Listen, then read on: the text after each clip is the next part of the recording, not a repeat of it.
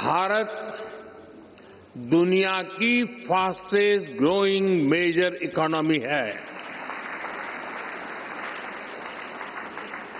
आज भारत में यूपीआई दुनिया का सबसे बड़ा डिजिटल पेमेंट सिस्टम है।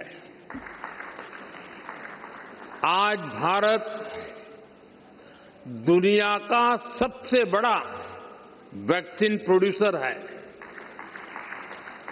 आज भारत दुनिया का नंबर 2 स्टील प्रोड्यूसर है।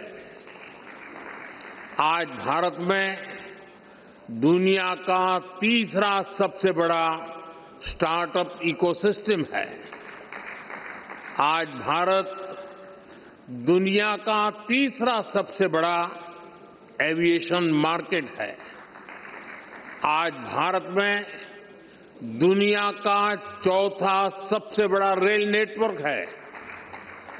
आज भारत में दुनिया का तीसरा सबसे बड़ा मेट्रो रेल नेटवर्क है।